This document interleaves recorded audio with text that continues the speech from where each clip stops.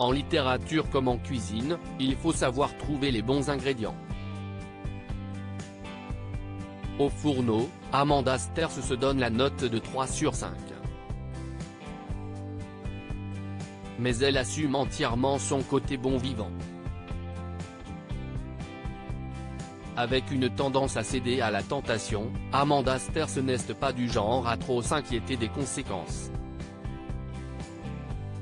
Sa priorité, profiter de la vie. En littérature comme en cuisine, il faut savoir trouver les bons ingrédients. Si est sans doute pourquoi Amanda Sters a accepté de répondre aux questions d'une interview Gastronomie et art de vivre dans les colonnes du magazine Marie-France. Si elle se donne la note de 3 sur 5 au Fourneau, notamment à cause de ses difficultés en pâtisserie, l'autrice et scénariste assume entièrement son côté bon vivant. Sa boisson préférée ? Un verre de vin blanc de Bourgogne, un meursault. Son péché mignon ? De la baguette avec du beurre salé. Avec une tendance à céder à la tentation, Amanda Sters n'est pas du genre à trop s'inquiéter des conséquences. Sa priorité, profiter de la vie.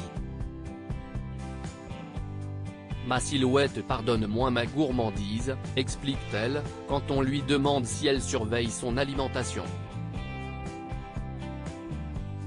Mais je préfère accepter mes rondeurs. Les gens qui n'aiment pas manger me semblent tristes et suspects.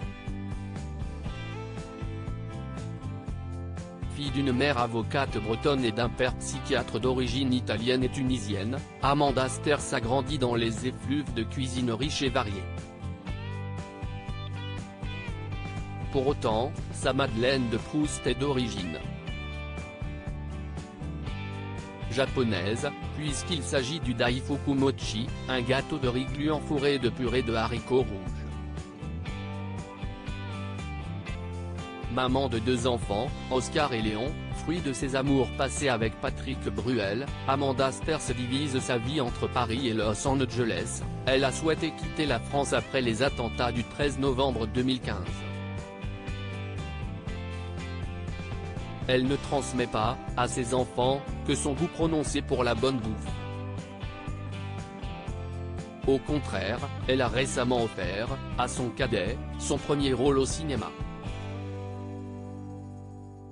Léon incarne effectivement le personnage de Pier Francesco Favino, lorsqu'il était jeune, dans le film Les Promesses, qui sortira le 9 août 2023 et qui est une adaptation du livre du même nom sorti en 2015.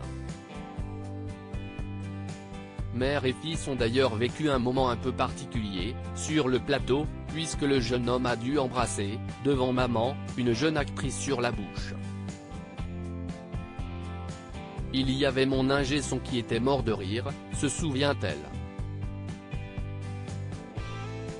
Qui lui disait si est 10 ans de psychanalyse. Retrouvez l'interview d'Amanda Sters dans le magazine Marie-France N°322 du 5 juillet 2023.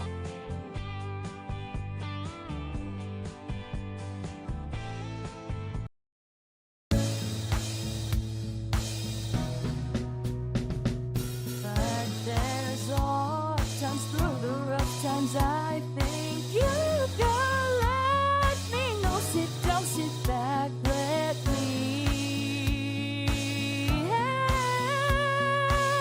you out. The step I gotta seek, so I see you out there's on your